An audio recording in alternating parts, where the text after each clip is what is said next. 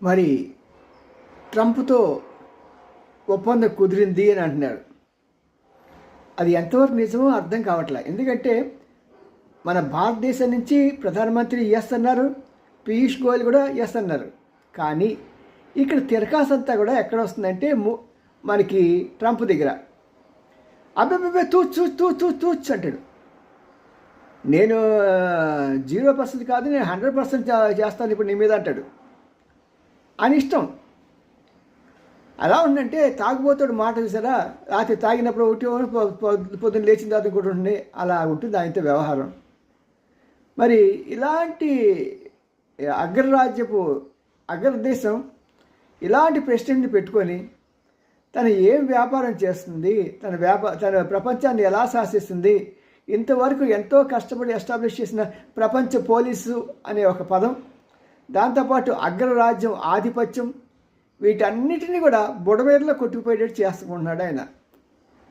మరి మోడీ గారి పవన్లో ఆయన ఏమన్నా మాట్లాడకుండా మౌనమునిలాగా మన మన్మోహన్ సింగ్ లాగా పాపం ఈ కాలం కలిసి అన్నప్పుడు ఇలా మౌనంగా ఉంటే బెస్ట్ అనుకుని పాపం మౌనంగా ఉన్నాడు.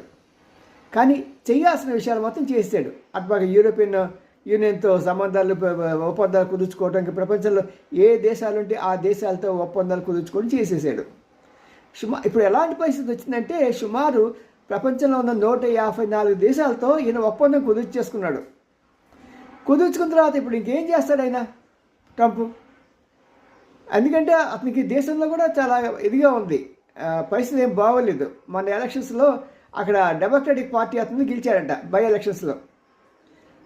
అక్కడ మెజార్టీ పీపుల్ మన హిందూ మూలాలు, భారతదేశ మూలాలు ఉన్న ప్రజలు అన్నమాట. వాళ్ళు స్పష్టంగా చెప్పారు, నువ్వు ఏం చెప్పినా ఏం చేసినా సరే మేము మా దేశానికి నువ్వు ఇట్లా చేస్తుంటే, మా ప్రధానమంత్రి ఇలా అవమానిస్తుంటే మేము ఊరుకోము, మా సత్తా మేము బ్యాలెట్ పేపర్లో చూపిస్తాం, జాగ్రత్త ట్రంప్ అన్నాడు. మరి అలాగే ట్రంప్కి వాళ్ళకి మంచి దెబ్బ కొట్టినా సరే ఇప్పుడు రియలైజ్ అవుతున్నాడు, మన భారతదేశంతో మన సంబంధం కనుక కలుపుకోకపోతే, ఒప్పందం కుదుర్చుకోకపోతే నా పరువు ఇంకా పోతుంది. ఎందుకంటే వచ్చే 3 నెలల్లో కొన్ని ఎలక్షన్స్ ఉన్నాయి వాళ్ళ పార్లమెంట్లో. మరి వాటికి సంబంధించి ఇది ఎఫెక్ట్ అవుతుంది. కాబట్టి ఎలాగా అని చెప్పేసి దిక్కులేని పరిస్థితుల్లో ఆయన మన దగ్గర ఒప్పందానికి వచ్చాడు. కానీ ఇది కూడా ఏ క్షణం క్యాన్సిల్ అవుతుందో తెలియదు. దేవుడే రక్షించాలి ట్రంప్ని. మరి దానిలో మన బలిపసులు కాకుండా మన మోడీ మాత్రం చక్కగా ఆయనతో ఉన్నా ఒకటే ఊడినా ఒకటే అనే విధంగా ప్రవర్తిస్తున్నాడు. బాగుంది, శభాష్. మీ రామ్జీ.